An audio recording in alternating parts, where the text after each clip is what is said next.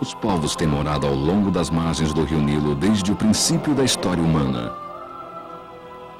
Em sua luta pela sobrevivência, estes antigos pioneiros enfrentaram um mundo primitivo que era imprevisível e misterioso.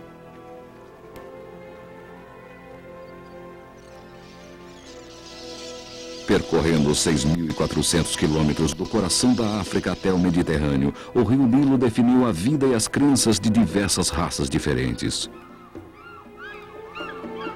Ecos do antigo modo de vida ainda são encontrados nos planaltos da Etiópia,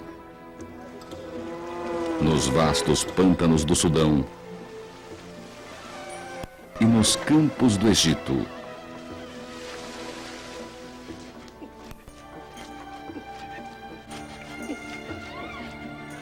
As principais religiões atualmente são o islamismo e o cristianismo, mas ambas foram adotadas e construídas sobre crenças mais antigas.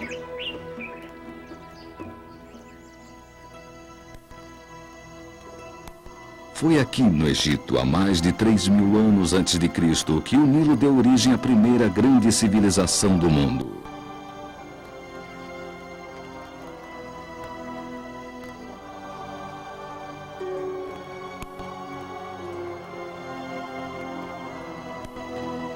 A genialidade dos egípcios pode ser vista ainda hoje e suas ideias continuam a instigar a nossa imaginação.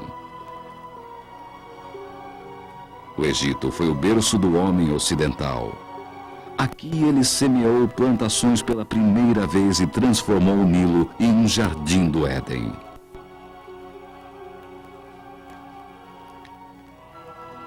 Os antigos egípcios desenvolveram a primeira linguagem escrita entalhada na pedra e representavam suas crenças em monumentos que durariam para sempre.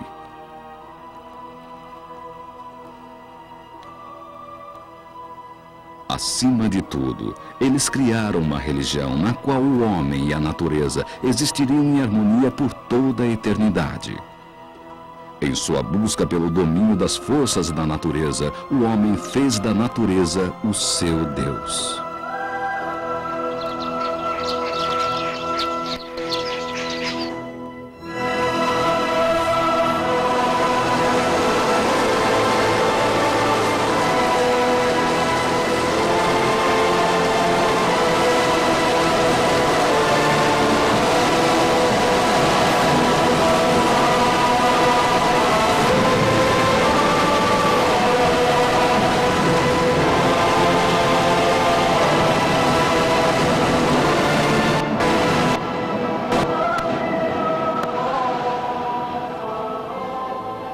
Nilo, o rio dos deuses.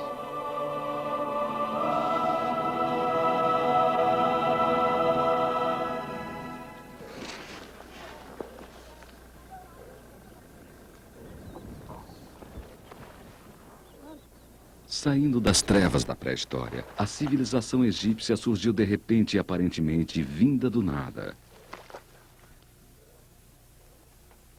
O homem havia levado 1 milhão de anos para passar de nômade primitivo a agricultor, mas apenas poucos milhares para transformar aldeias em grandes cidades.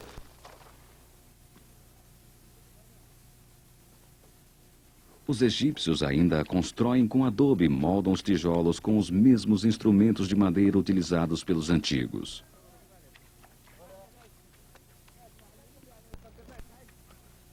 Eles continuam tirando seu sustento da terra, irrigando seus campos com água retirada do Nilo.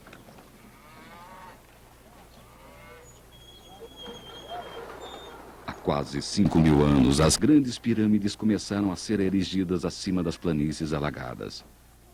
Mas muito antes disso, faixas dos charcos ao longo do rio haviam sido transformadas em terras produtivas.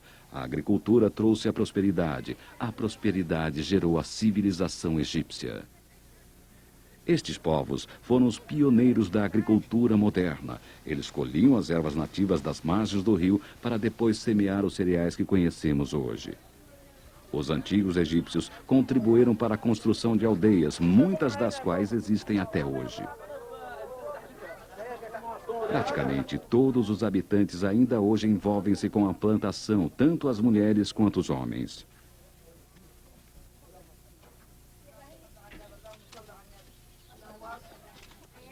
As tarefas domésticas permanecem as mesmas. As mulheres ainda cozinham em fornos de barro.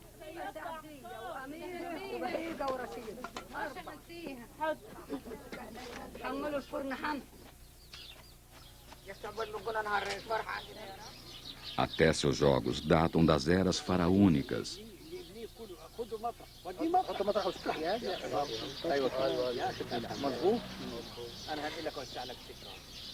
As aldeias ao longo do Nilo não estão mais isoladas do mundo exterior. Os fazendeiros semeiam plantações que exportam para a Europa e muitos moradores viajam para a cidade grande e trabalham lá. Cairo, a capital do Egito moderno, foi fundada há 1000 anos por um general que a chamou de Al-Qahira, a cidade vitoriosa.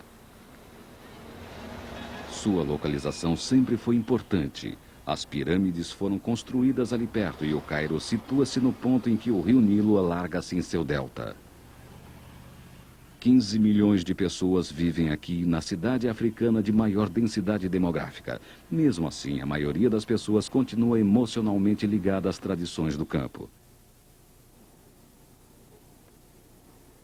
Adel El Abde é uma destas pessoas. Comerciante e fazendeiro, ele passa a maior parte do tempo em sua fazenda no delta. Most of my family live in Cairo. My brothers are engineers, doctors, and so on. But I always wanted to be a farmer. Since I was a young lad, I always wanted to be a farmer.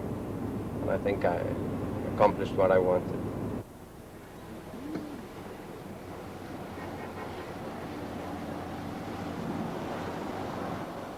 The Nile Delta is not very vast, but it is the most fertile soil in Egypt.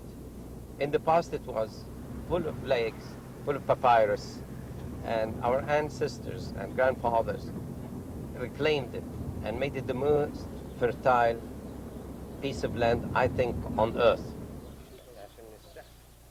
O solo aqui é tão fértil que qualquer um que possua apenas alguns quilômetros quadrados pode levar uma vida decente.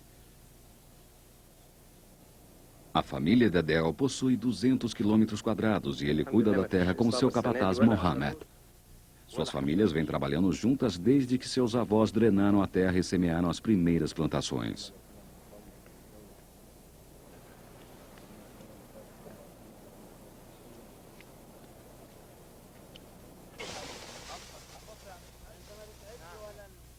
Ao lado da fazenda de Adel, moradores locais semeiam arroz suficiente para suprir suas necessidades. A dependência no trabalho comunitário evoca as eras passadas.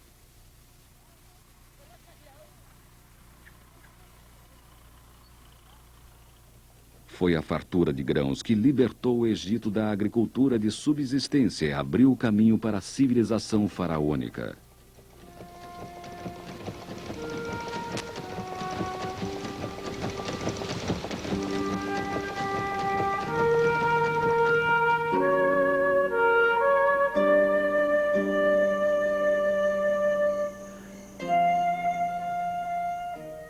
Os egípcios estavam entre os construtores mais espetaculares de todos os tempos e as pirâmides de Gizé são as maiores estruturas de pedra já construídas. Existe um mito popular de que os monumentos dos faraós foram construídos por escravos, mas a verdade é que o trabalho árduo era feito por agricultores na entre-safra, afastados da terra pelas cheias anuais e ansiosos por ganhar a vida durante os 3 meses em que seus campos encontravam-se submersos. O que tornou isso tudo possível foi a lama do rio Nilo. This black earth is actually what made this Egypt and what made this farm most prosperous.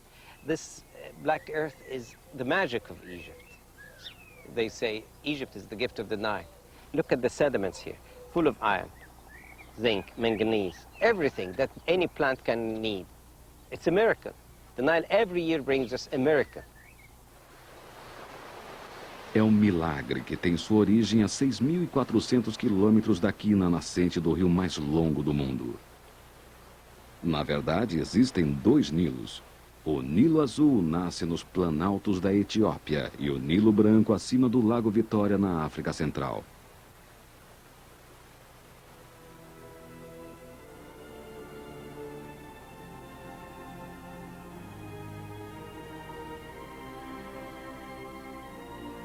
Os egípcios antigos atribuíam as cheias anuais ao deus Hapi.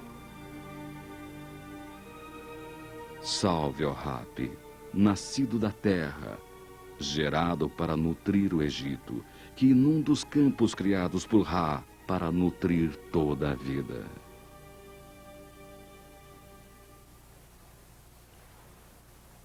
Enquanto o Nilo Azul fornecia grande quantidade de lama e água que alcançava o Egito, o Nilo Branco representava o presente de Hapi, a rica mistura de nutrientes que tornou o solo egípcio tão fértil.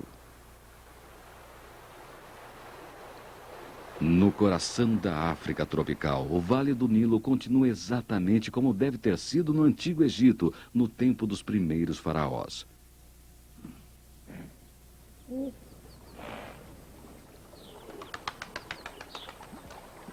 Aqui, o Nilo é rico em vida selvagem e sabe-se através da arte primitiva que a maioria das criaturas que vemos hoje nestes pântanos era conhecida dos antigos egípcios.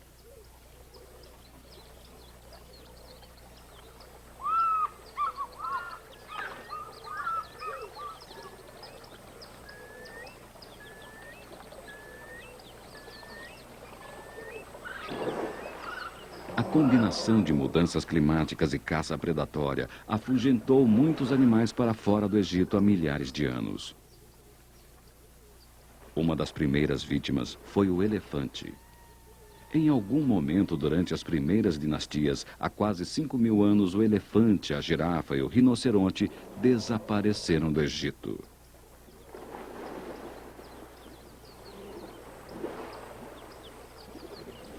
Mas, apesar da fuga dos elefantes, os egípcios estavam desenvolvendo uma religião baseada na natureza. O hipopótamo, surpreendentemente, foi uma das criaturas transformadas em deidade. Voluptuosa e maternal, a fêmea veio a representar a deusa do parto. Mas o hipopótamo também era um saqueador que atacava os campos à noite. O macho transformou-se em Sete, deus do caos.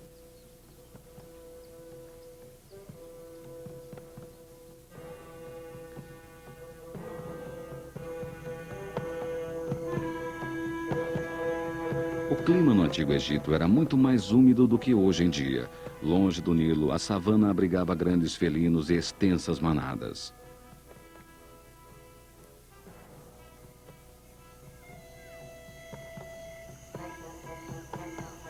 Devido à sua habilidade de enxergar além do horizonte, a girafa veio a simbolizar a previdência para os egípcios.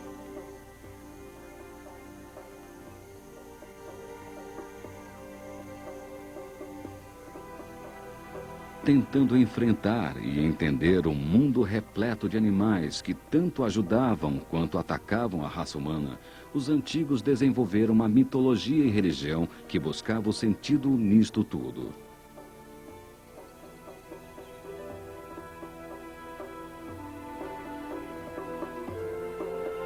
A necessidade humana de impor ordem ao mundo natural pode ser percebida nesta faca de 5.000 anos. Seu punho de marfim foi esculpido com as criaturas que habitavam seu mundo e seus sonhos. Os punhos de algumas facas utilitárias retratavam mais de 40 espécies. Retratar o mundo desta maneira significava controlá-lo. Mas um animal dominava a imaginação humana.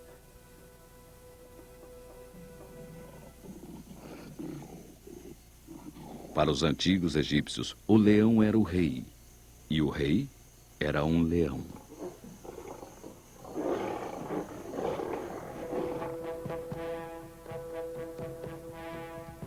Entalhes de 3.500 a.C. mostram o rei como um leão feroz devorando os seus inimigos.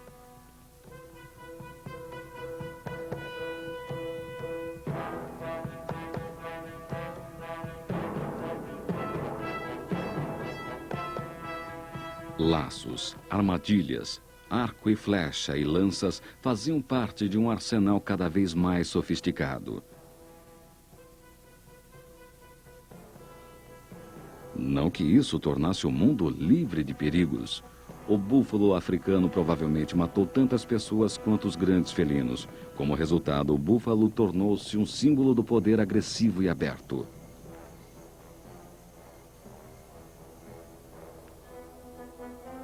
É assim que o rei Narmer, o primeiro faraó, está retratado neste entalhe cerimonial. A narrativa fala do surgimento da primeira nação-estado do mundo. Presidindo tudo isso está uma criatura divina, parte vaca, parte búfalo.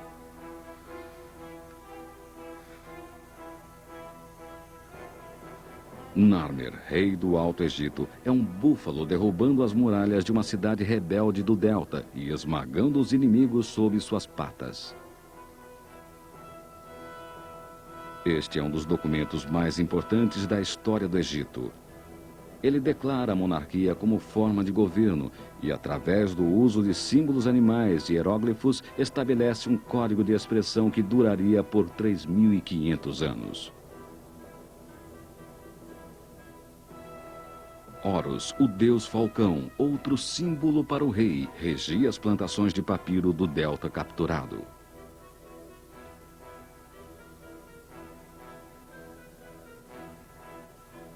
A unificação do Alto e do Baixo Egito transformou-o em um estado que dura até hoje, representado pelas cabeças entrelaçadas de duas feras míticas.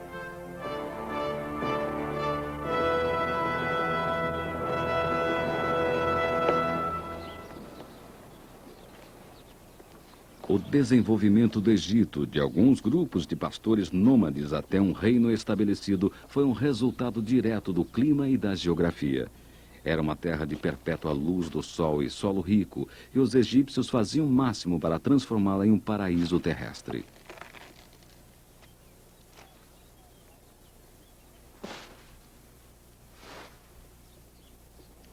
Não que as vantagens fossem desfrutadas igualmente. Muito poucos levavam uma vida luxuosa e a maioria dos egípcios era terrivelmente pobre. Assim mesmo, os pobres beneficiavam-se com as tamareiras, uma fonte de açúcar, vinho e medicamentos desde os tempos antigos. Tâmaras, figos e palmeiras, e muitas outras árvores frutíferas crescem às margens do rio. Algumas são nativas do Egito e muitas outras foram trazidas de terras distantes.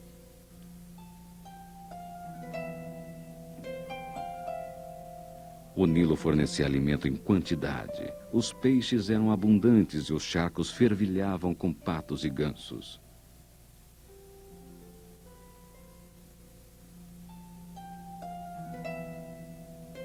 Como se isso não bastasse, comerciantes do resto do continente traziam suprimento constante de mercadorias exóticas pelo Nilo: ouro, marfim, ébano, incenso e peles da África tropical.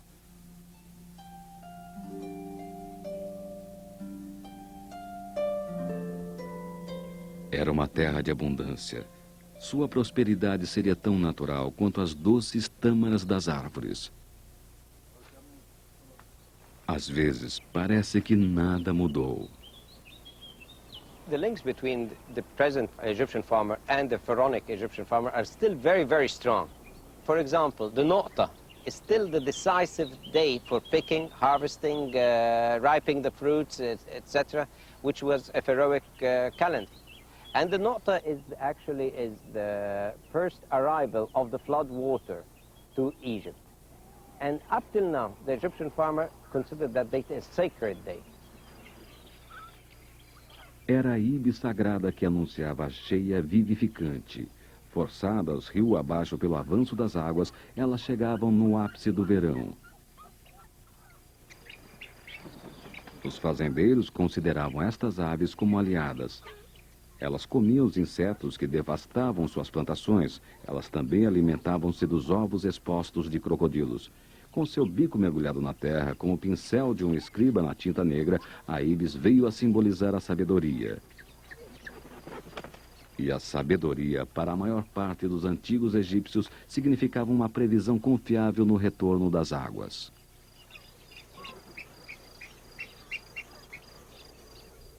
Todo o Egito aguardava ansiosamente pela chegada desta artéria de vida.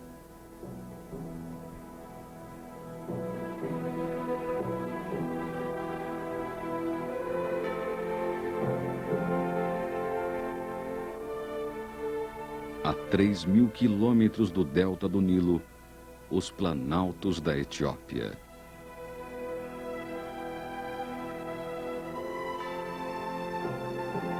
Durante milhões de anos, os altos platôs sofreram erosão e foram levados rio acima para se transformar na lama rica do Vale do Nilo. A cada primavera, as chuvas de monções saturam a terra e alimentam os rios. A água lamacenta está agora em seu nível mais alto. As quedas de Tissará, na cabeceira do Nilo Azul, estão em plena fluência.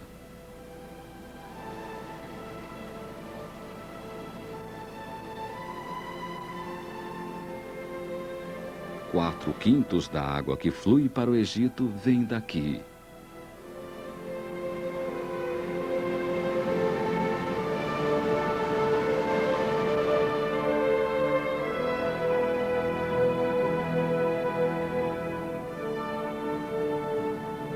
Finalmente, as águas lamacentas do Nilo Azul unem-se às águas ricas em nutrientes do Nilo Branco. Juntas, elas correm através do Egito e o rio flui em um ritmo mais vagaroso, depositando sedimentos ao longo de seu curso.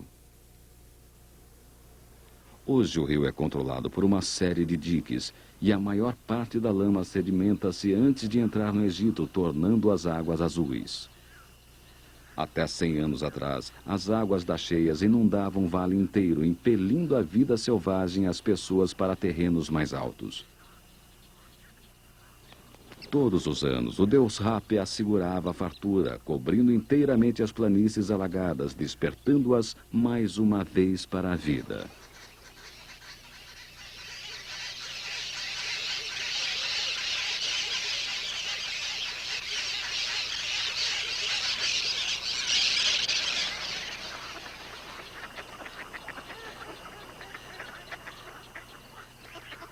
Depois de alguns meses, as águas retrocediam, deixando um banquete em seu encalço. Sendo grandes naturalistas, os egípcios registravam o que viam em detalhes minuciosos. Nas primeiras pinturas tumulares em Médium, uma procissão de gansos de cabeça branca e peito vermelho trazia vida às terras inundadas.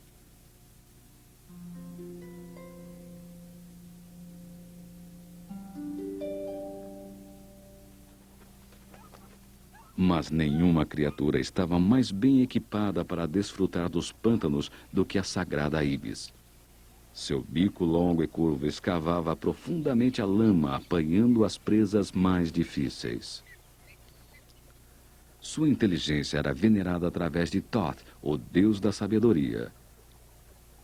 O pássaro ainda vive nas paredes de inúmeros templos, guiando as pinceladas do escriba. Aqui ele preside a árvore da vida, pintando o nome de um faraó em uma folha. Até que ele faça isto, o faraó não existe. Tal é o poder das palavras.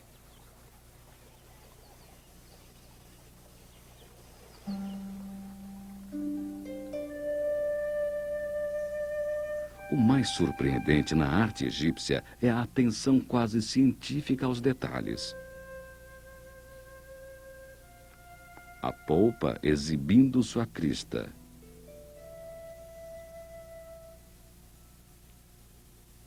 A galinha d'água esgueirando-se entre os lírios. O martim pescador planando sobre as águas.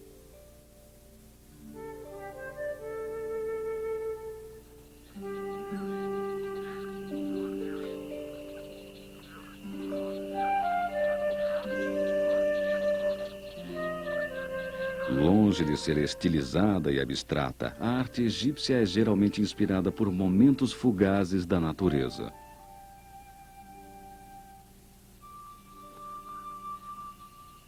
O objetivo era retratar a natureza de maneira tão acurada que as criaturas acompanhariam os mortos na outra vida.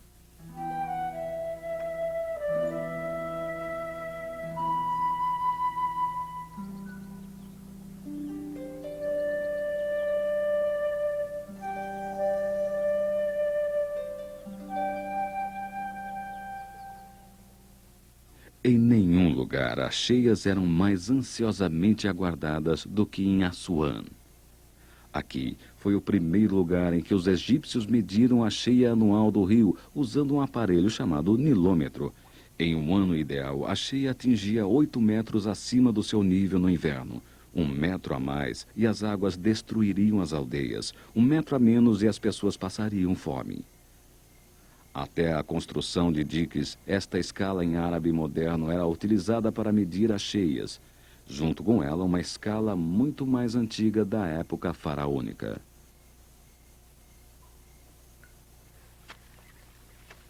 Medir as cheias é uma coisa, usá-la com inteligência é outra.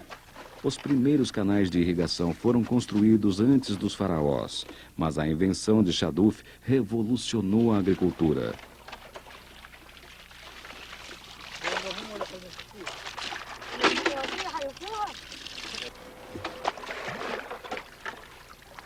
Com seu balde de um lado e contrapeso de lama no outro, o Shaduf levou a um dramático aumento nas terras irrigadas.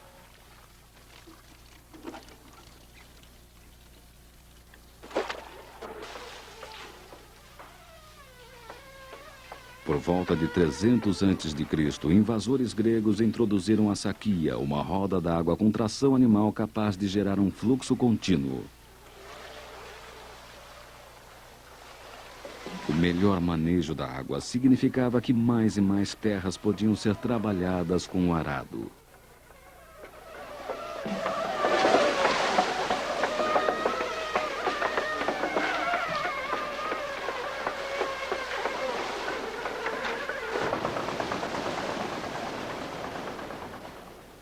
Estes equipamentos egípcios antigos são tão eficientes que seu design não mudou em 2000 anos. A única diferença na roda d'água de Adel é que esta é movida por um motor a diesel e não por tração animal.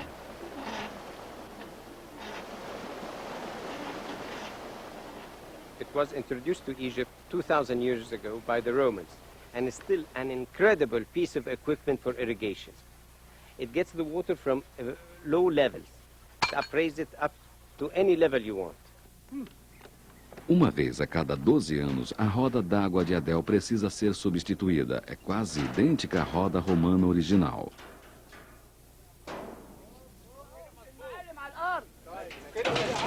A linha entre a tecnologia e a economia é clara. Os novos métodos para a agricultura funcionavam tão bem que os romanos precisavam construir silos e armazéns para estocar as colheitas crescentes. Equipamentos como estes ajudaram a transformar o Egito no celeiro do império. O estoque de grãos era tão grande que os impostos em Roma puderam ser reduzidos em 2/3. Egito, o presente do Nilo, tornou-se uma linha vital para Roma.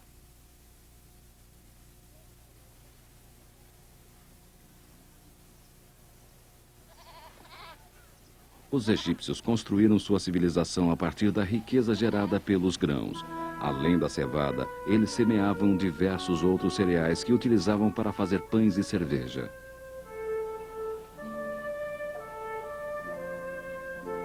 As terras forneciam mais do que alimento. O linho era colhido e transformava-se em tecidos finos, resultando em trajes leves e esvoaçantes. Mas para os faraós, o que mais importava era a colheita de grãos. A cada ano, um exército de burocratas media os campos dos fazendeiros. A colheita era tão certa e constante que foi desenvolvido um sistema simples de impostos. Ele ligava o tamanho de cada terreno à altura da cheia anual medida pelo nilômetro. Isso dava aos fiscais dos campos uma estimativa do quanto deveria ser taxado.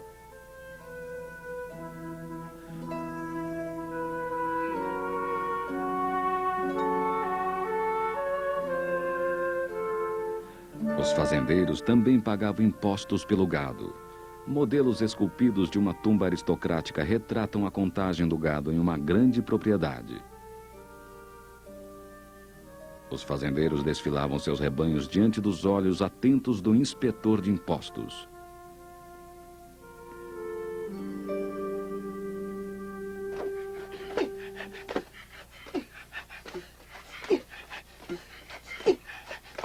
Pisar o barro para transformá-lo em argila é uma das atividades mais antigas do Egito. É impossível exagerar a importância do barro na história do Nilo. É agricultura, mas também é história. Allah, Allah, Allah, Allah.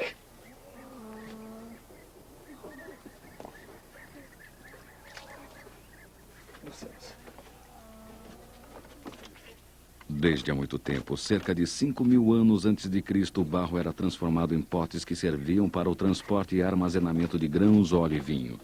Hoje, os egípcios ainda dão aos potes uma grande variedade de usos e a maioria das aldeias tem o seu próprio oleiro. Muito do que nós sabemos sobre as épocas pré-faraônicas veio das cerâmicas descobertas em sítios funerários. As formas, argilas e ilustrações que utilizavam nos ajudam a datar com muita precisão os eventos do Antigo Egito. Há 5.000 anos, potes como este eram cheios com provisões que acompanhavam os mortos em sua jornada para a outra vida. Eles eram cuidadosamente decorados com animais e deuses. Uma das imagens mais antigas é de uma mulher como vaca sagrada, os braços estendidos como os chifres do animal.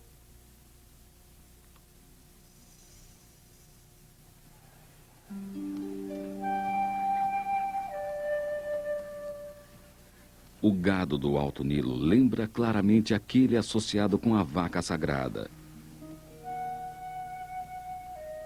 O conceito da vaca sagrada não era restrito ao Vale do Nilo e persiste até os dias de hoje.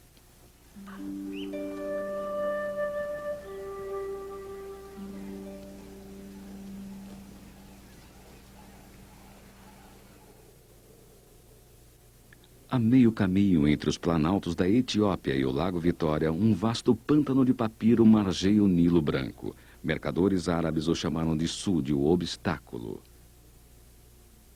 Este é o maior pântano da Terra e forma uma barreira quase impenetrável entre a África tropical e o Egito.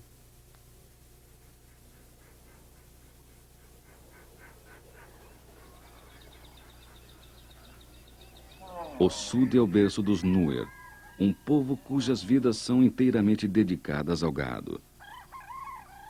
Sem os Nuer, o gado não conseguiria sobreviver aqui, e sem o gado, os Nuer também não.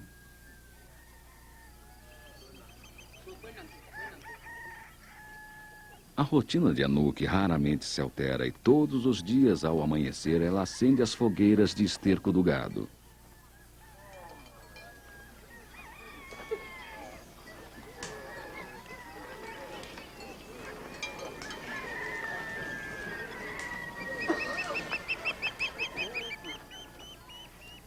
Os Nuer não têm residência permanente. Quando o Nilo sobe, eles partem com seu gado para as terras mais altas.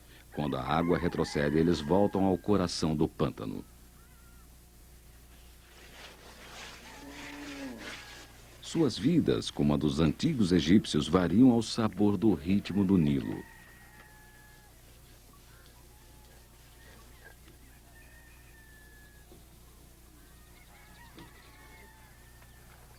Os Nuer dificilmente poderiam ter escolhido um local pior para viver. Os crocodilos daqui são assassinos, mas os principais inimigos dos Nuer são os insetos. O Sud é infestado com o mosquito da malária e moscas tsetse.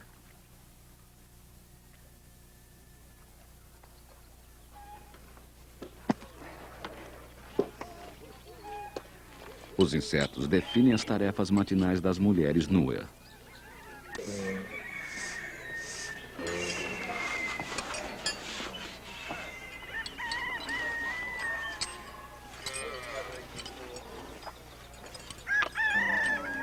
Vamos a begia. Vamos mais batum. Botol betusin betusin. Begigo gelbe. Nama begia. Sebelum mau kama ya. Iya kita ngaja.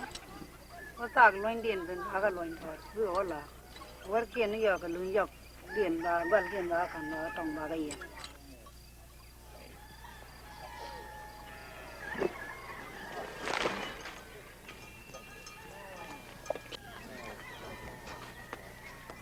O gado supre quase todas as necessidades materiais dos Nuer. O esterco seco é usado para cozinhar. Suas cinzas são usadas até mesmo para fazer pasta de dentes. Os Nuer não poderiam viver mais próximos de seu gado. Deve ter havido a mesma intimidade com os animais no Antigo Egito. As mulheres Nuer cuidam de tudo que tem a ver com o plantio e a preparação dos grãos. Milho e trigo são alimentos básicos aqui, assim como eram nas épocas faraônicas.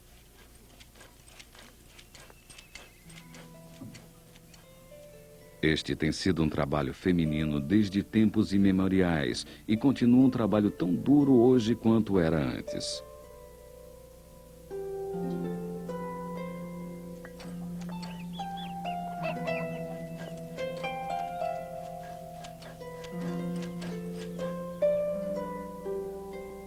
As mulheres também cuidam do trabalho com laticínios.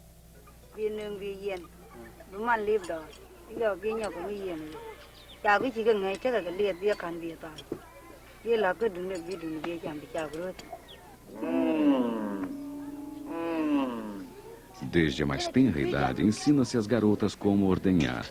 Existe uma notável ternura entre a menina Nuer e suas vacas.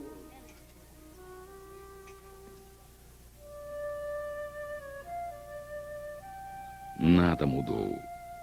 Desde o Egito Antigo, os bezerros são amarrados a patas da frente da mãe. O calabash continua sendo o recipiente ideal para o leite.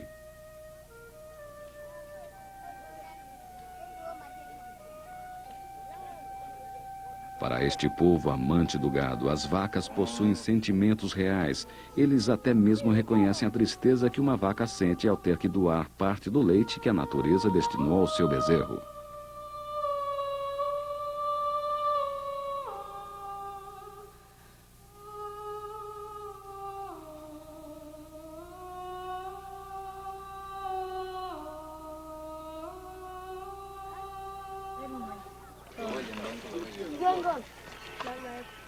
O gado também domina os pensamentos e conversa dos meninos Nuer.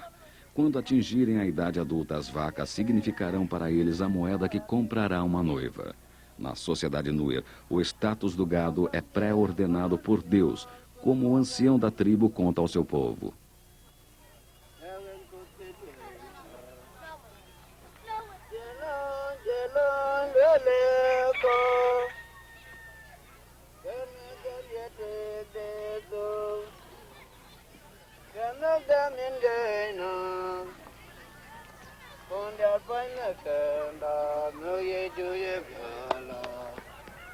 Ran Edward, Aja. young Edward, they go carry their telke. We quarter the dark, so I could do it. Rather than a care. What will I young? But you could do it in the quarter. Can they, Sakadeza, the leopard. You know, he bought it up here with her. We don't book a body up here. Yes, sir.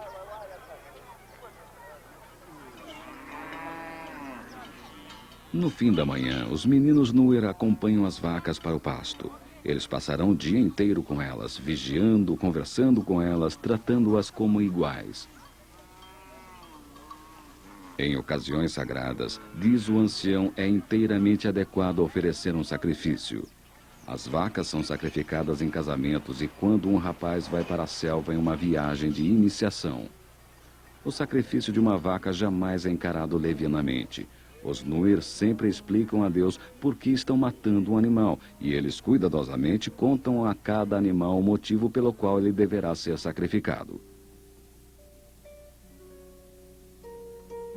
O amor intenso dos egípcios pelo gado foi refletido em sua linguagem. Os seres humanos são chamados de gado do Deus Sol.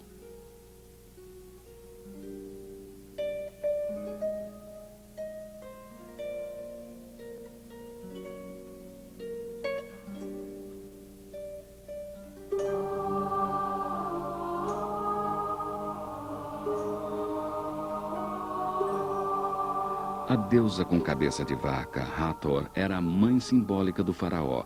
Os líderes egípcios eram amamentados com seu leite sagrado e ela protegia tanto os faraós quanto os cemitérios reais às margens do Nilo. Quando os gregos chegaram, eles imediatamente a identificaram com Afrodite.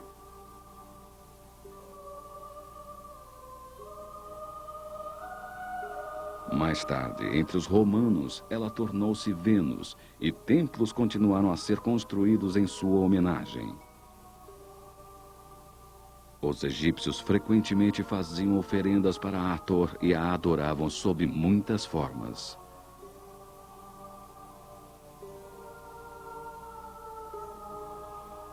Eles veneravam a deusa com cabeça de vaca bem antes do primeiro faraó e continuaram a adorá-la até bem depois do último.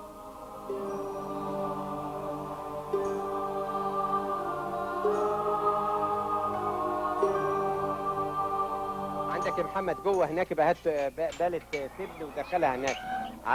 Na maior parte do mundo, o gado é encarado apenas como fornecedor de carne e leite. Não há nada divino sobre eles.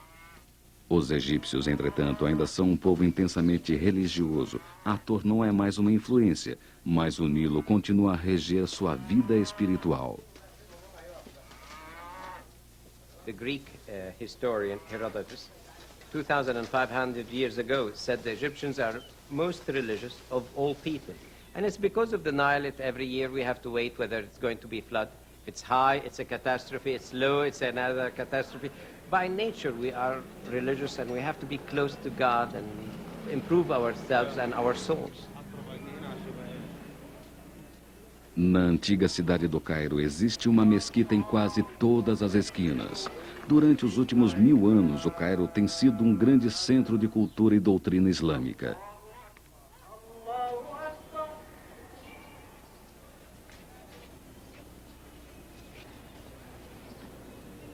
Existem mais de 50 milhões de muçulmanos hoje no Egito, mas também há uma considerável população de 7 milhões de cristãos. A maioria é de membros da igreja cóptica.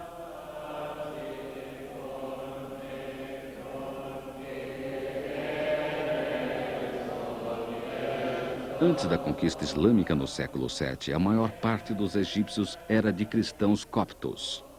O patriarca da igreja, Papa Shonuda, acredita que alguns conceitos cópticos têm raízes nas antigas tradições. Now, we pray in our churches for the Nile,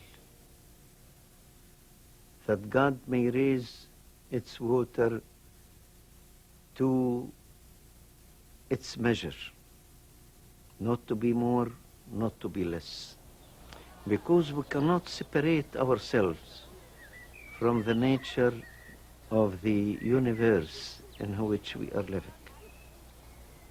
We also pray in our church for the plants, for all creatures. We pray also for the winds, for the air.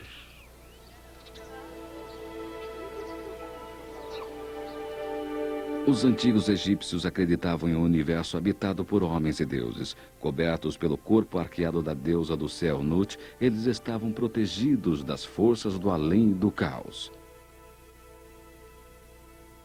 Abaixo, no leito do rio Nilo, o deus da terra, Geb, banhado pela eterna luz do sol. They worship the energy of God, not God himself. They worship the power of God. They discovered this power in the sun, in the water, in the Nile. So they worship the river Nile and the sun.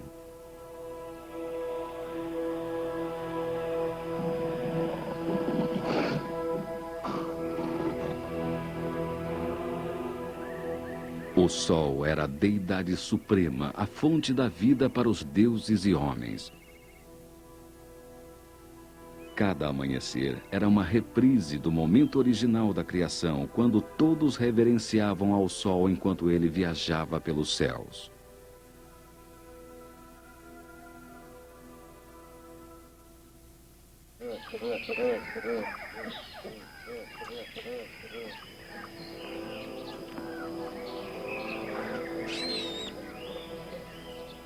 Rio acima, os babuínos anunciam um novo dia.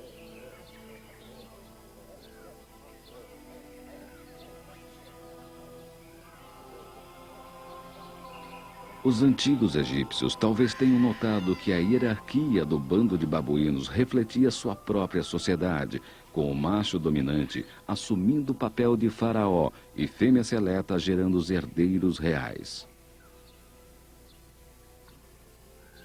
A importância do sol é retratada nas paredes de inúmeras tumbas. O sol é mantido nos céus pelo deus falcão Horus. Um babuíno ergue suas mãos em adoração.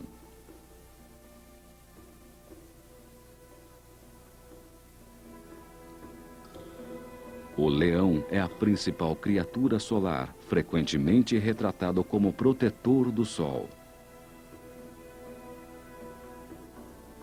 Homens e mulheres curvam-se cercados por animais. Todos reconhecem o poder vital do sol.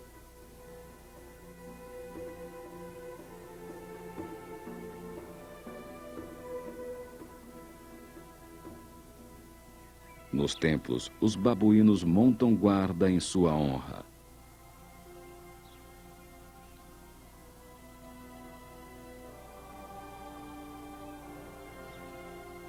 O crocodilo Sobek ajuda ao sol e em troca é protegido pelas asas abertas de Horus, o deus falcão.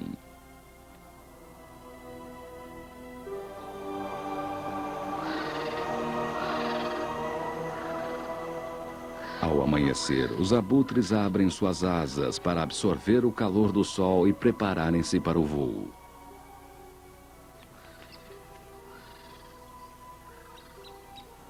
Para os egípcios, esta postura era um ato de oração.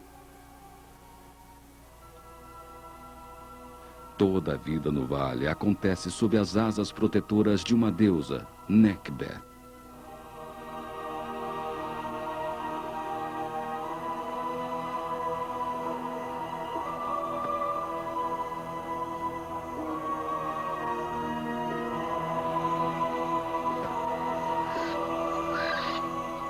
O abutre entrou para a linguagem hieroglífica representando a palavra Nut, que significa mãe.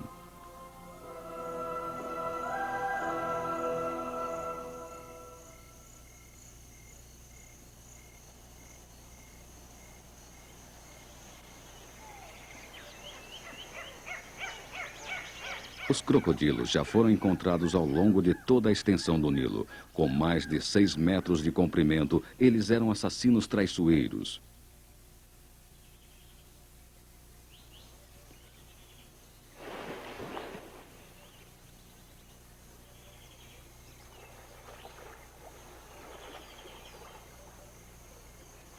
Com as mandíbulas abertas, eles prestavam sua homenagem ao sol, mas esta posição também era encarada como um símbolo de agressividade. Por causa disso, os crocodilos eram associados ao deus do caos, um inimigo de Horus.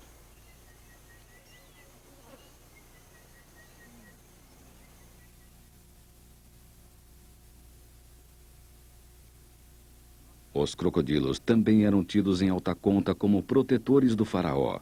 Empunhando o símbolo da vida, o deus crocodilo Sobek era tido como defensor do grande faraó Amenhotep.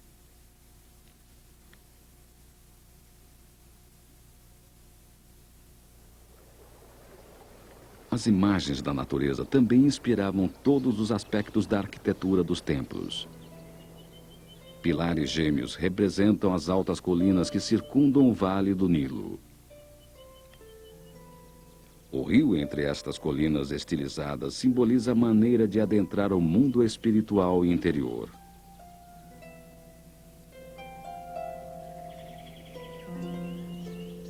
Os templos glorificam os animais do rio, transformando-os em deuses.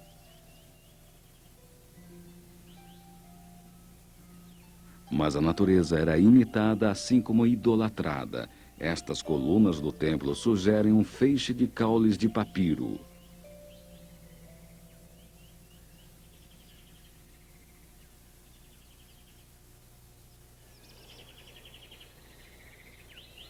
Nenhuma criatura era insignificante demais. Todas as coisas sob o sol têm seu lugar nesta religião e em sua arte. A arquitetura egípcia expressa os padrões principais da vida, a geometria do crescimento e da fartura. As sementes e brotos recentes de novas safras são os sinais da renovação da natureza.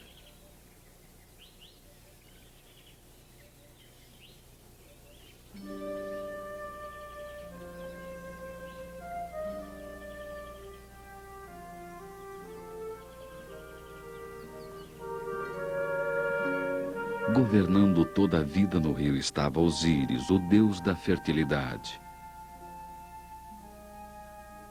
Com seu cajado de pastor e seu ceifador de grãos, Osíris atendia a orações tanto de pastores quanto de fazendeiros.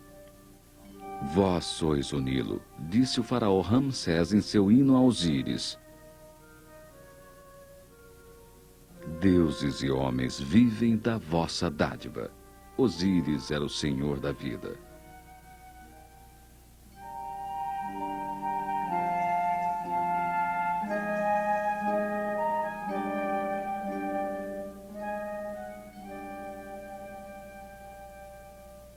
Em épocas remotas, o Nilo dividiu-se em 5 rios diferentes quando entrava no delta, e entre os rios existem extensos pântanos de papiros. O papiro era tão importante que tornou-se um símbolo do Baixo Egito.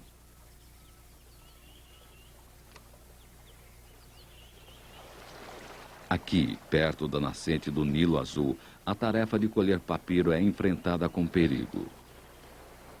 Conforme se aproximam em suas frágeis canoas de papiro, os homens fazem o máximo possível de barulho para afugentar hipopótamos, crocodilos e cobras.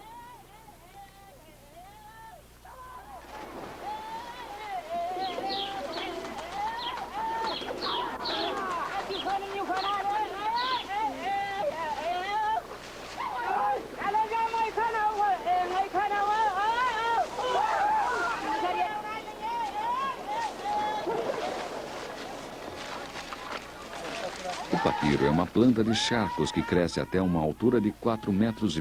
Seu caule é cheio de câmaras de ar e isso proporciona uma ótima flutuação ideal para os barcos.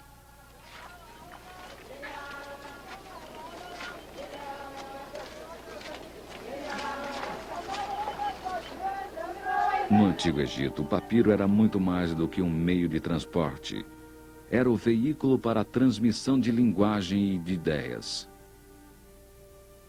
Transformando o papiro em tiras finas que depois eram unidas, os egípcios fizeram primeiro papel.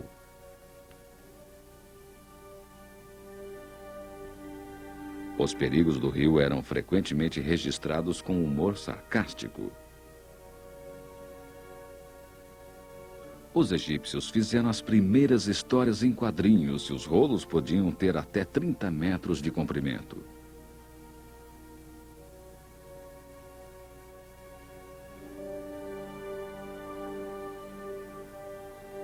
No Egito, os escribas eram parte burocratas, parte sacerdotes. Seu trabalho permitiu que uma grande nação fosse unificada. Ele registrou sua história, preservou seus mitos e assegurou a eficiência do governo. Para os faraós, informação era poder.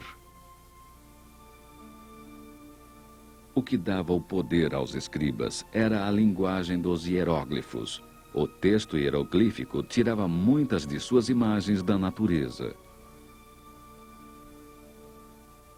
Com a evolução da linguagem, os animais tornaram-se dissociados da natureza e simplesmente passaram a representar sons e letras. Os chifres do deus sustentando o disco solar tornou-se o sinal para o som Up. Esta evolução da natureza para o símbolo e para o som foi a precursora de toda a escrita futura.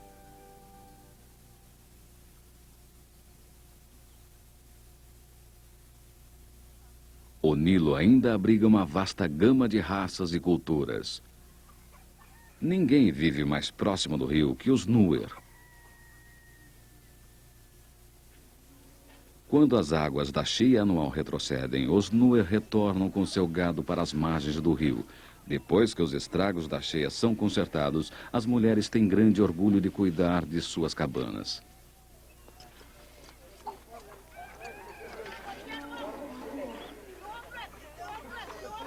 Como em muitas sociedades africanas, as mulheres têm uma pesada responsabilidade. Elas asseguram a continuidade da linha familiar e a sobrevivência da cultura tribal. Além de suas tarefas de cuidar do gado, as mulheres precisam ser mães, esposas e donas de casa. Para os Nuer, são as coisas simples que mais importam: nascimento, morte e casamento.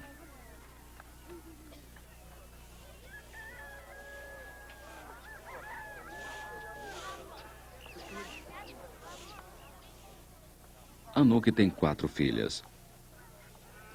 Como todas as garotas Nuer, elas vão se casar no início da adolescência. Este banquinho com decoração elaborada anuncia a disponibilidade da garota.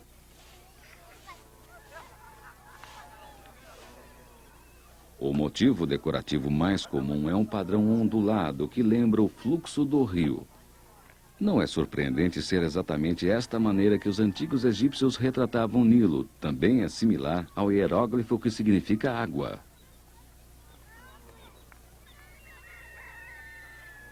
O barro também é transformado em cones colocados no alto de todos os telhados dos Nuer. Cada um é como um brasão de armas, um tótem familiar.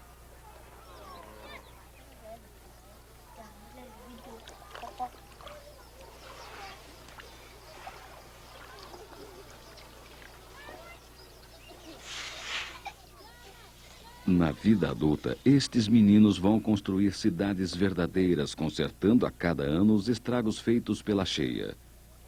Suas irmãs têm outras preocupações. Elas tiram os cintos dos quadris, o sinal de sua virgindade, e os colocam nos modelos de suas futuras casas. Logo, estas garotas estarão procurando um marido e esperando filhos.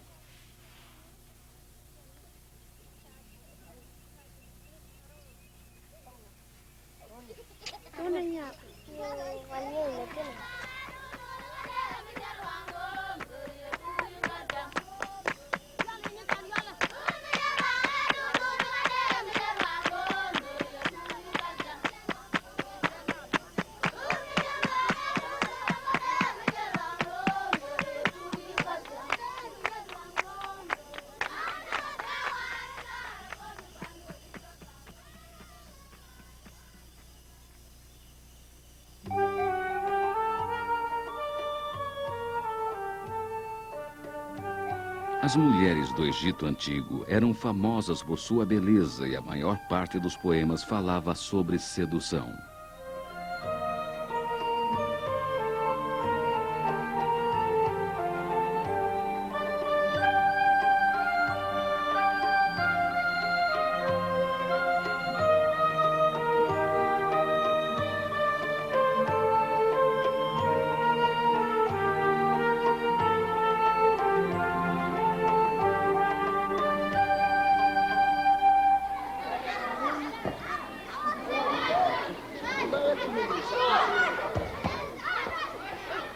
Uma aldeia egípcia é uma grande e extensa família e praticamente todos são parentes de todos.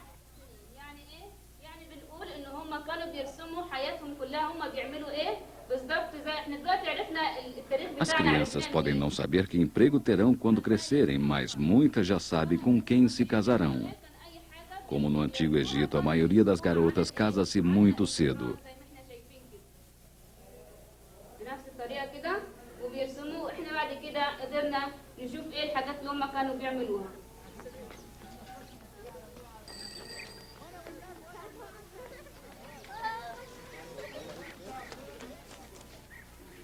Anan tem 16 anos e hoje é o dia de seu casamento.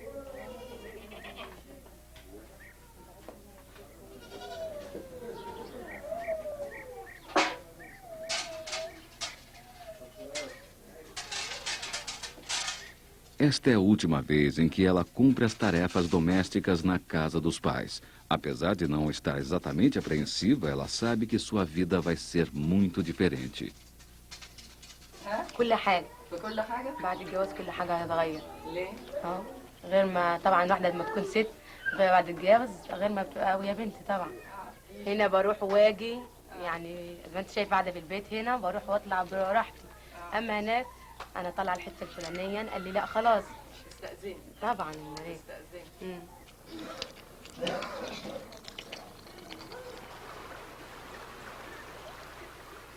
Anã é uma entre 3 irmãos.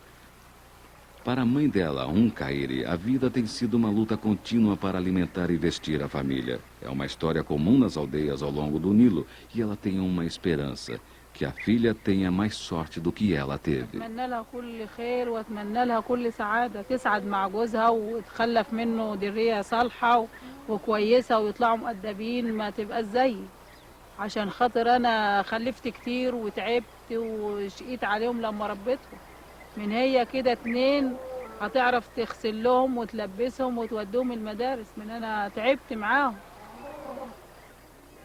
No Antigo Egito, o casamento era descrito como a fundação de uma casa. Antes das festividades, a mãe de Anã inspeciona a nova casa da filha. A mãe do noivo a recebe na porta. دي بقى اوضه الصاله بتاع اوضه الجلوس وهنا اوضه الجلوس هنا اوضه الجلوس اتعلق لها الستار كده من الناحيه دي ومن الناحيه دي ويتحط القندريه الناحيه دي وتخش هنا على اوضه الصالون. اوضه الصالون هنا هتتحط هنا برضه الستار للصالون وتتفرش الارض دي ويتحط اوضه السفره هنا.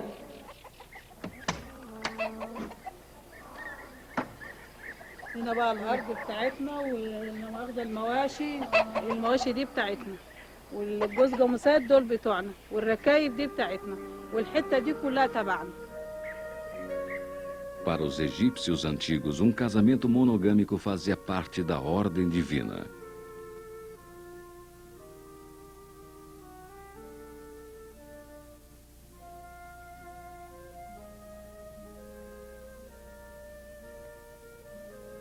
Aqui, o alfaiate anão Seneb é apresentado em um grupo familiar.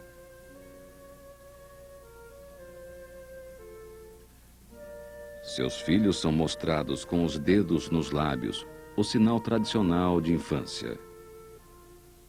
Os escultores egípcios exaltavam a ternura entre o marido e a mulher.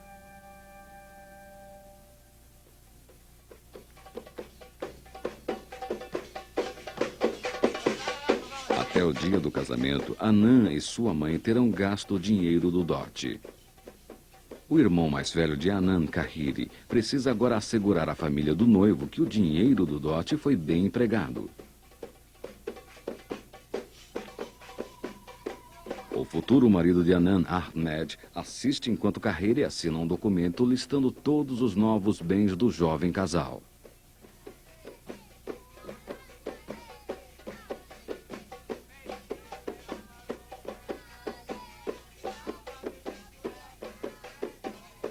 Depois que o contrato é assinado, o casal leva os móveis juntamente com todos os presentes da família e dos amigos para uma procissão através da aldeia.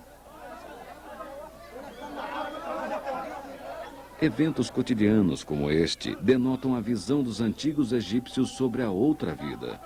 Assim como o jovem casal leva seus móveis para a nova casa, seus ancestrais faraônicos levavam seus objetos do dia a dia para suas tumbas quando morriam.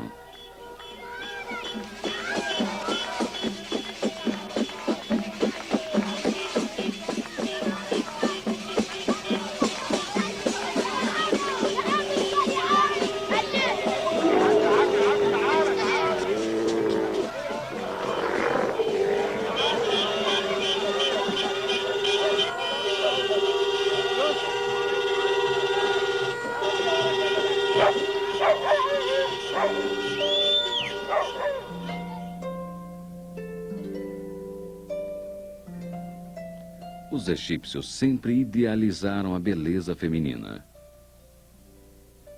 Servos cuidam da cabeleira elaborada da rainha enquanto ela toma seu café da manhã, mas as mulheres de todas as classes usavam joias e maquiagem.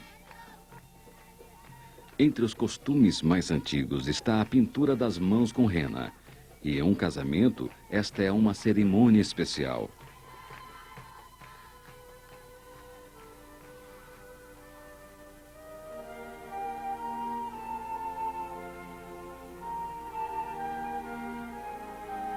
Enquanto o ouro, a prata e as pedras preciosas eram importadas do Oriente Próximo, a maquiagem para os olhos, como kohl, vinha da não tão distante Etiópia.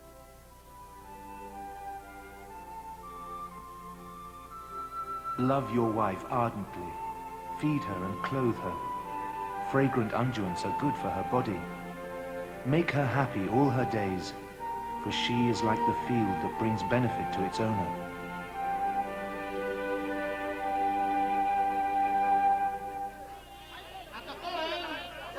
No casamento de Anã, as contribuições de todos são anunciadas e Carreire lê a lista de presentes e quem os ofereceu para todos ouvirem.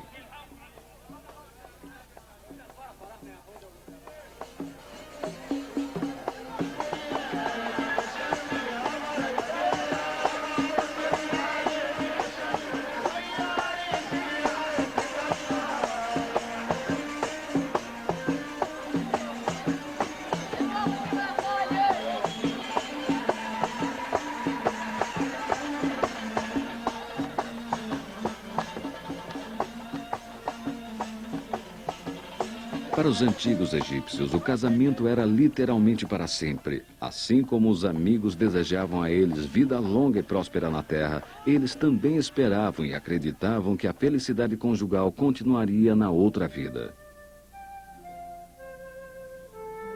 A eternidade do casamento foi retratada para todo sempre nas figuras de Rahotep e Nefret, dois cortesões que viveram em 2000 a.C., no início da mais grandiosa era egípcia.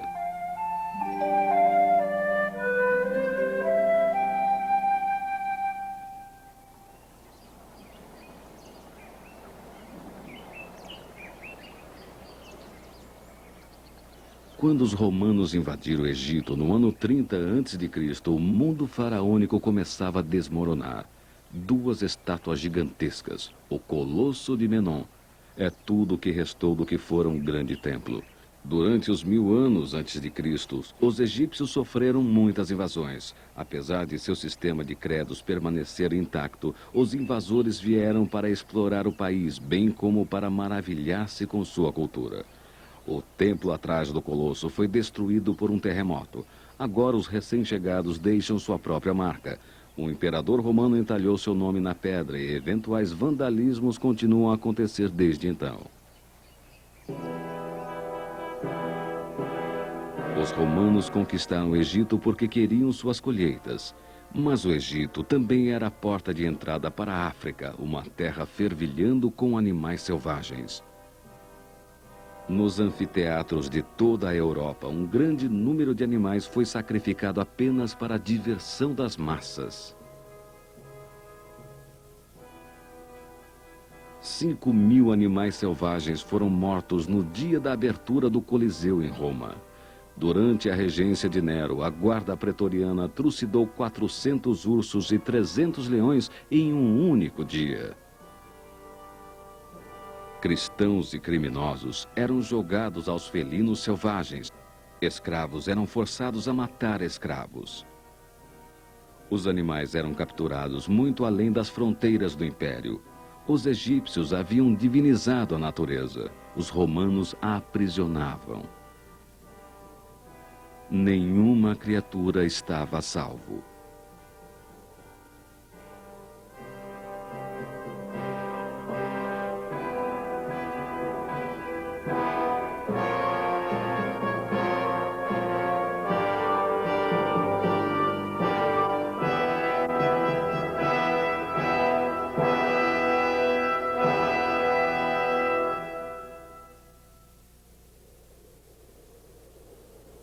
As águas ainda rugem nas quedas de Tissará, mas os elefantes da montanha desapareceram há tempos. Não foi apenas a caça que os levou à extinção, mas a devastação de sua floresta natal. Ali perto, no Lago Tana, barcos de papiro permitem que os madeireiros explorem as praias mais remotas. Praticamente todos na Etiópia cozinham com lenha, mas também existe uma grande demanda de madeiras para a construção.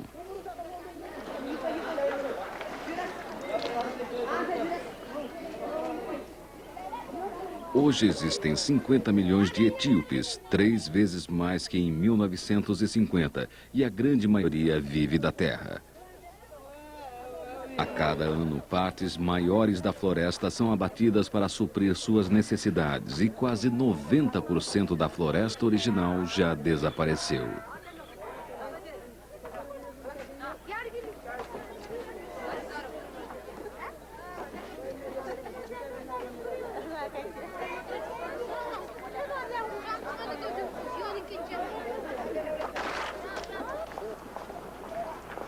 Isto é eucalipto. Em muitas regiões, este é o único combustível disponível para cozinhar.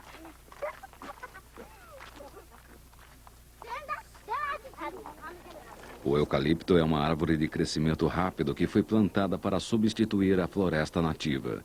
Também é uma ameaça. Com sua velocidade por água, ele drena o solo e causa sérias erosões. Tudo o que restou da floresta nativa aqui é uma única árvore de acácia. Os eucaliptos em volta abrigam pouca vida selvagem. Na maior parte das terras altas, as florestas foram derrubadas. Depois das chuvas, os campos parecem verdes e exuberantes, mas sem as árvores para unir o solo, a terra é castigada pelos ventos de verão e grande volume do solo de superfície é levado para os rios. Espalhados ao longo dos planaltos etíopes, entretanto, existem pequenos oásis onde a natureza sobrevive. O monastério de Debra Lebanos é cercado por seu próprio Jardim do Éden. Antigas tradições cristãs estão salvando a vida selvagem da extinção.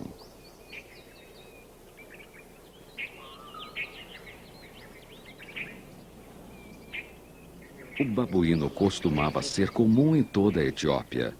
Hoje ele é muito raro e pode ser encontrado apenas em florestas isoladas como esta.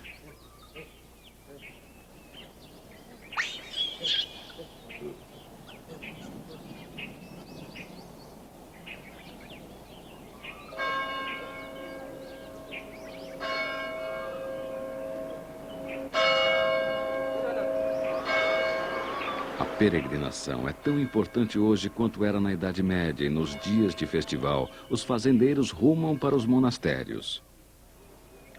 O cristianismo chegou aqui no século IV.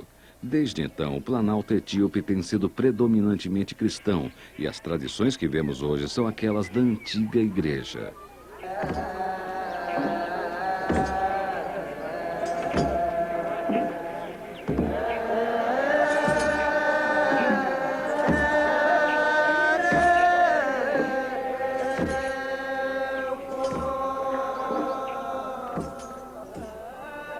Eles ainda usam o sistrum, um instrumento tocado pelos sacerdotes nos templos do Egito Antigo. Os etíopes há tempos fazem parte de uma faixa do cristianismo que cobria ao longo do Nilo, de Alexandria, no Egito, as nascentes dos planaltos.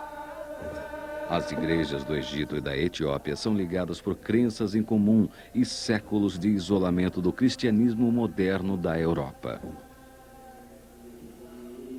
As duas igrejas têm uma tradição monástica poderosa e seus líderes espirituais sempre vêm dos monastérios.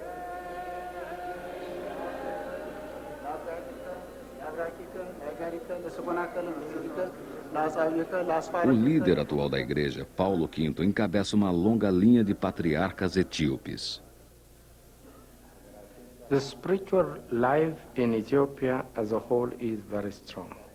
The monastic life is quite a large number throughout the country because there are about 1,000 monasteries from the ancient times. Entre os monastérios mais antigos estão aqueles nas ilhas do Lago Tana, nascente do Nilo Azul. Como em Debra Lebanos, estas ilhas ainda têm uma densa floresta nativa.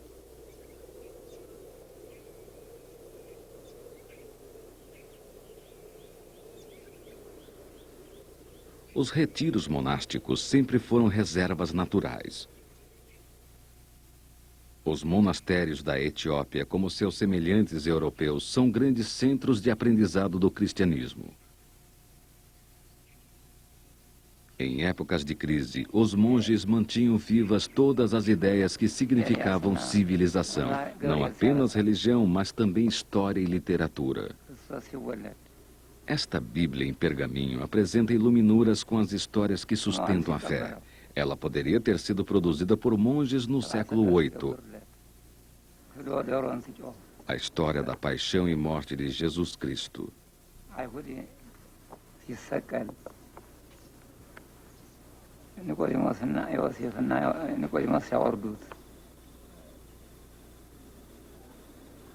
O mundo material exerce pouca atração sobre os monges. Suas vidas são feitas de oração, pobreza e obediência. Vivendo em santuários de devoção, isolados das distrações do mundo exterior, a tradição ortodoxa dita que o homem encontrará a Deus na contemplação da natureza. Além de serem bibliotecas, os monastérios também são reservas naturais. Para os monges, a natureza é o outro livro através do qual Deus fala. Hoje, estas ilhas são importantes locais de procriação. Elas também são o principal habitat de inverno para muitas aves.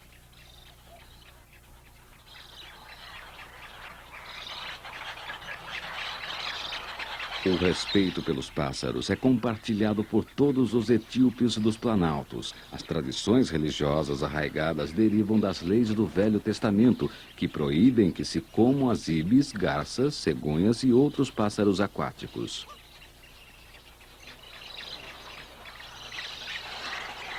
As restrições dietéticas efetivamente conservaram um surpreendente índice de 96% das 830 espécies de pássaros do país. Mesmo durante a escassez das décadas recentes, os pássaros do Lago Tana foram deixados em paz. Viver em harmonia com a natureza é estar próximo de Deus. Cada monge luta para encontrar a si mesmo dentro da teia natural da vida.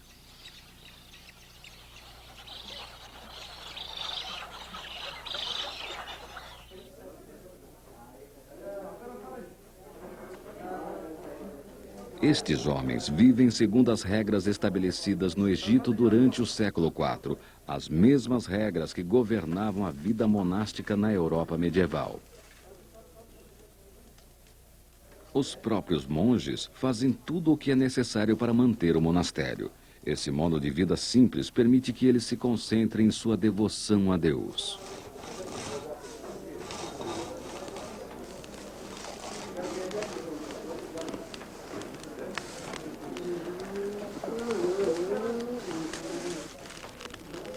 No one complains what kind of obligation is assigned to him.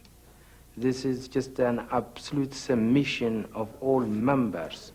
So they do whatever is being asked and required from them. Then they live together. They eat once a day, very minimal and simple food. A comida pode ser simples, mas para os jovens noviços, o monastério representa a segurança que suas famílias miseráveis jamais conheceram. Aqui eles sempre terão alimento e cuidados.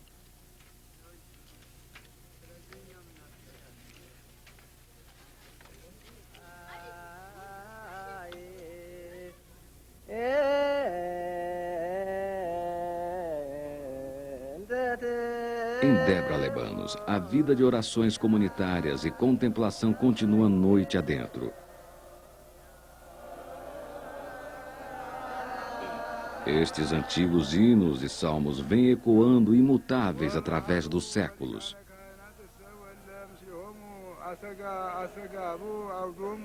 Para alguns monges, entretanto, a vida no monastério não é austera o suficiente. Eles se isolaram para viver em solidão. There are people who think even this kind of a very strict communal life is too luxurious for them. So they prefer to isolate themselves from the community. And they make very small contacts for the sake of survival, in order to somebody to offer them a glass of water or a handful of beans or something.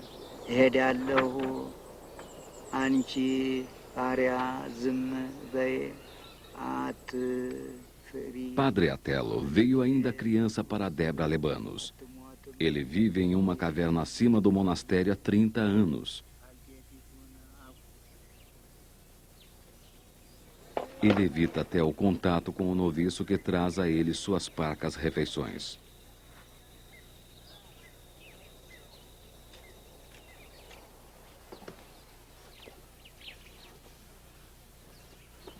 Quando o Padre Atello tornou-se um eremita, ele fez um voto de fome, mas ficou fraco demais para orar. Uma rotina rigorosa de orações domina sua vida diária. ለእንትኑ ደግሞ አውሬዎች እስከዚህ ድረስ ይከበራሉ። እግዚአብሔርም ትእዛዝ ፈጻሚዎች ናቸው። እኛ ግን ስጋ የለበስን እግዚአብሔርን በእውነቱ ሕግ አፍራሽ ነን እና አንሰራም፣ አንከተልም። እነሱ ግን አውሬ እንስሳ ሆነው በእውነት ጌታ ትእዛዝ አክባሪዎች ናቸው። ይታዘዛሉ፣ ሁሉ ነገር ይፈጽማሉ።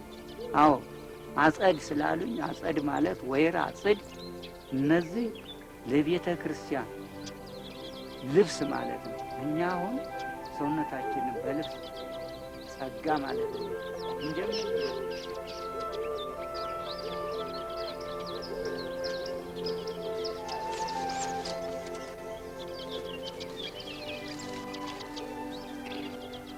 The people who live a monastic and spiritual life, they simply care for everything, even for the trees, even for the stones to be broke into two pieces. They would mind to do that.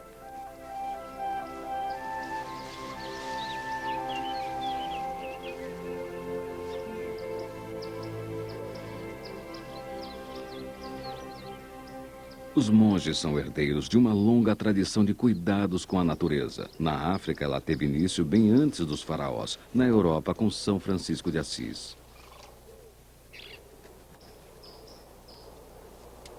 Na Etiópia, os monastérios são um último oásis de esperança para muitas das espécies selvagens ameaçadas do país.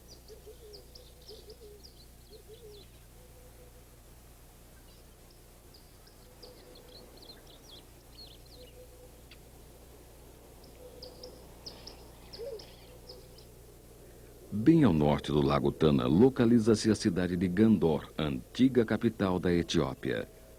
Seu castelo foi construído em uma época de grande fervor espiritual. É uma emoção que pode ser sentida ainda hoje no Festival Anual de Tinká, uma encenação do batismo de Cristo por São João Batista.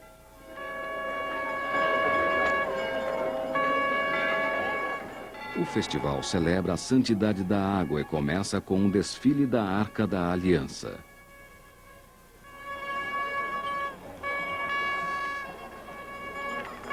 A arca é uma das imagens mais sagradas da Etiópia. Nela, Deus entregou a Moisés os 10 mandamentos. Todo ano, réplicas da arca de todas as igrejas são carregadas na cabeça pelos sacerdotes até um açude com água do Nilo.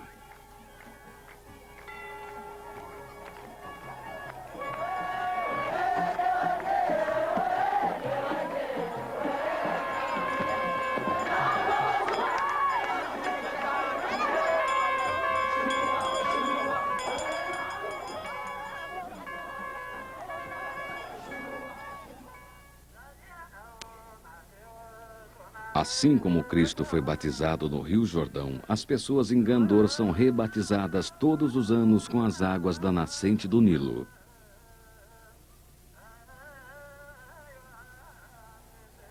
Os monges envergando trajes medievais vêm de toda parte para participar deste festival anual de renovação espiritual. A cerimônia começa com um crucifixo iluminado por velas e depositado sobre as águas.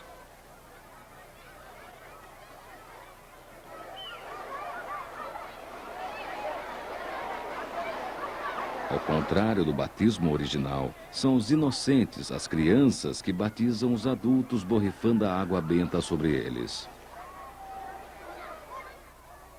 O dia é um festival de batismos. Para o Papa Shenouda, está profundamente ligado à religião dos faraós. They worshipped the Nile as the source of life.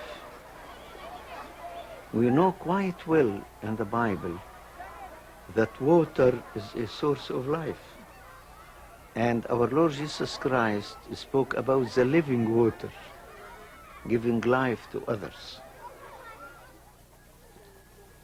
Mas a água pode ser tão boa para o corpo quanto é para a alma.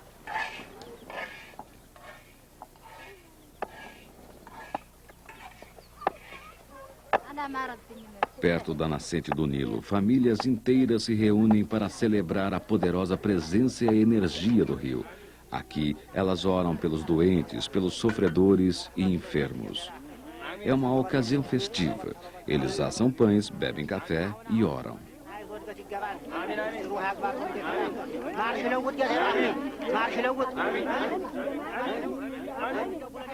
Cânticos enchem o ar, invocando os espíritos da cura.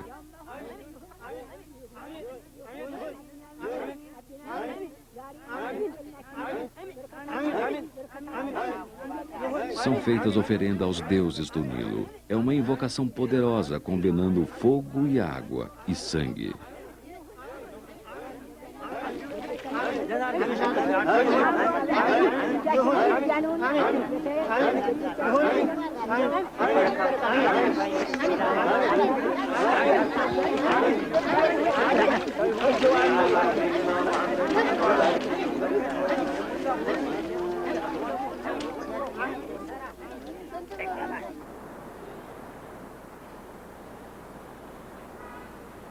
O Cairo é, há muito tempo, uma das grandes cidades da cultura e arte islâmica. Uma de suas maiores mesquitas, a Sultão Hassan, foi construída no século XIII. Mesmo aqui, é difícil não notar influências do Antigo Egito. Entrar em uma mesquita é estar na presença de Deus. Existem mais do que vestígios do passado aqui. Cerimônias diárias que celebram a ascensão do sol. Desenhos abstratos inspirados na natureza. Um retorno à vida pela entrada principal. Como egípcio, Adel al-Abd tem consciência de sua rica herança. I'm a Muslim, and I cannot be Muslim till I believe in all prophets from Adam, Abraham, Moses, Jesus, and Sayyidina Muhammad sallallahu alayhi wa sallam. We have to believe in all of them and respect them and study them and be good to everybody, whether he's Muslim, Christian, or Jews. You have to respect them. You cannot be a Muslim without respecting the other religions. And it is stated clearly in the Quran that we have to believe in all other religions and prophets and respect them and don't differentiate between either one.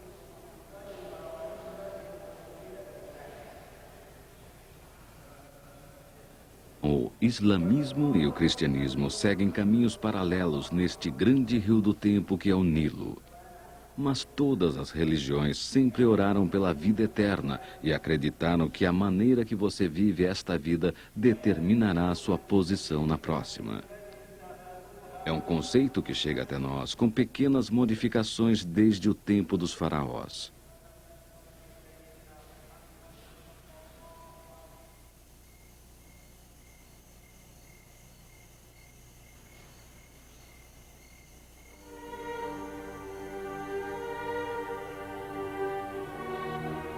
Inúmeras pinturas em tumbas mostram procissões fúnebres com carpideiras profissionais chorando pelo espírito do falecido.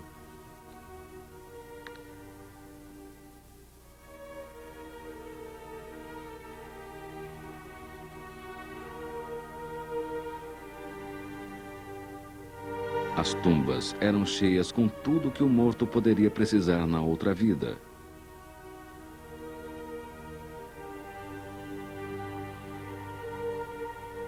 Até mesmo suas sandálias.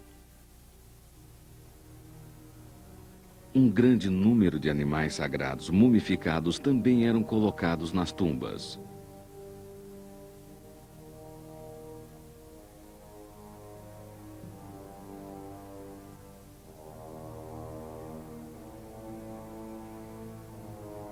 Este homem foi enterrado há 6.000 anos no limiar do deserto, onde seu corpo foi mumificado naturalmente pelas areias escaldantes.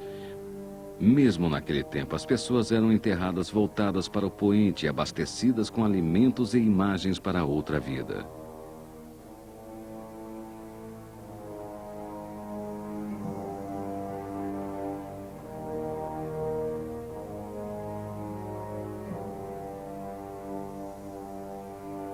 A tradição de preparar-se para a eternidade era tão forte que no início da era faraônica esculturas realistas eram colocadas nas tumbas esperando para ser habitadas pelos espíritos dos mortos. Olhos de vidro permitiam ao falecido olhar para a nova vida.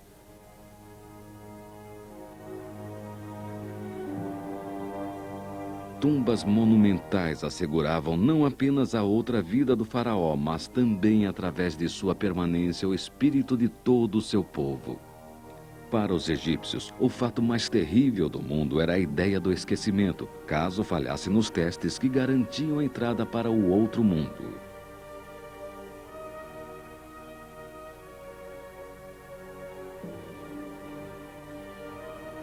A passagem que eles esperavam fazer da morte para a eternidade está registrada no Livro dos Mortos. Na cerimônia de abertura da boca, eles recitam encantamentos sobre a múmia para restabelecer os sentidos vitais, especialmente a visão e a fala que o espírito precisará na jornada que enfrentará. Agora o espírito deve passar por 28 portais, mas para passar pelos deuses guardiões do submundo, todo encantamento, toda invocação deve ser perfeita.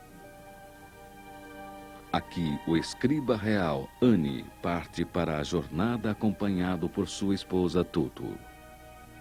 Make a way for me, for I know you. I know your name, and I know the name of the God who guards you.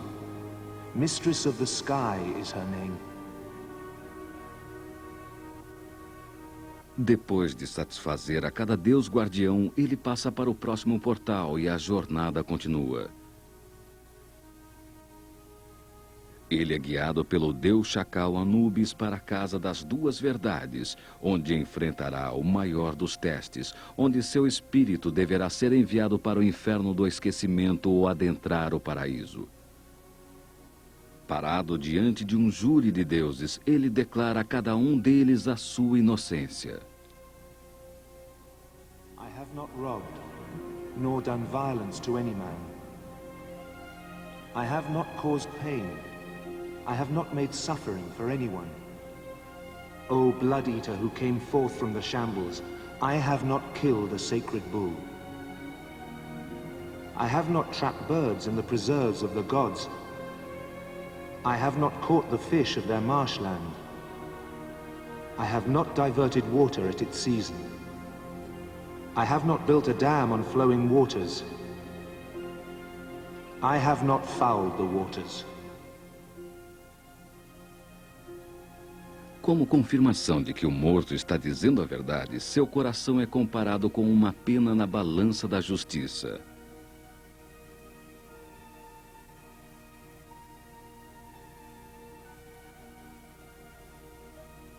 A fera Amut está pronta para devorar os corações oprimidos pelo pecado.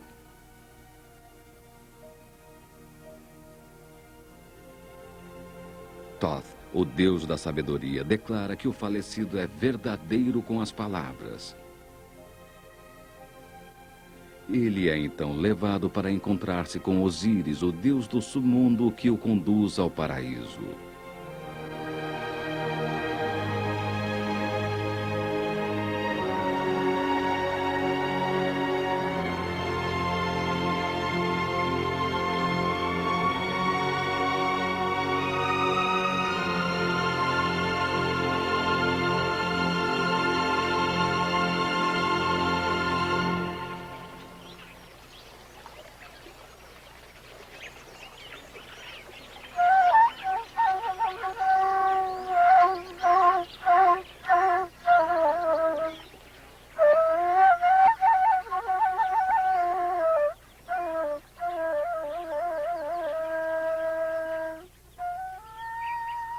Do barro e das águas do Nilo, os antigos egípcios criaram um paraíso terrestre.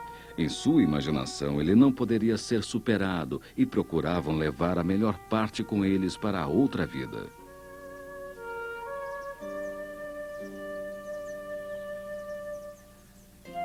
Durante 5.000 anos, os faraós deitaram seus olhos sobre as terras de todo o Egito e apreciaram o que viram.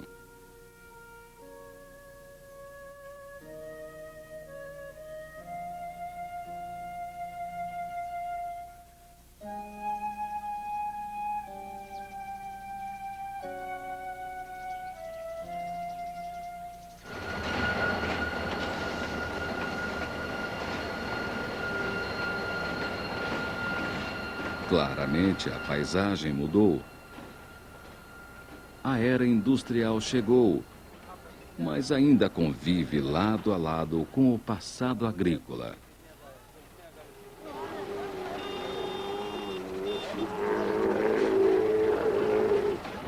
Cada vez mais pessoas estão deixando o campo e invadindo as cidades.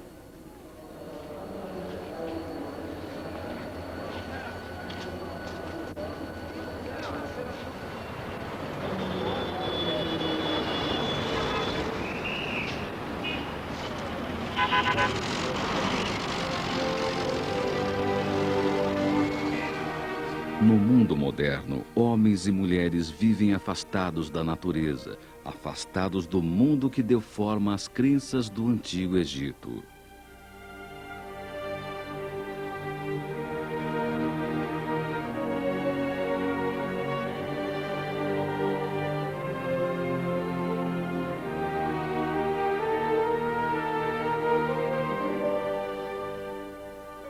Entretanto, o sonho de um paraíso terrestre persiste.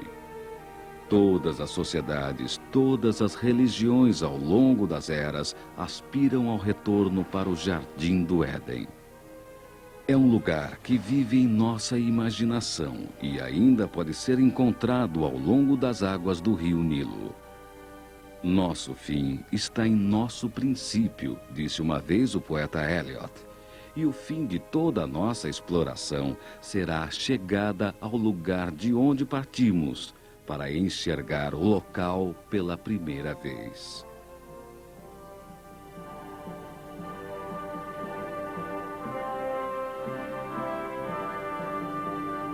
O que nós encontramos ao longo do Nilo hoje é um antigo conceito com uma nova ressonância. No âmago da religião egípcia repousa a crença de que homens e animais deveriam viver em harmonia e que a raça humana tem a responsabilidade de assegurar que tudo isso continue. É uma ideia que persiste, que reflete na memória de um tempo antigo, quando o Nilo era o rio dos deuses.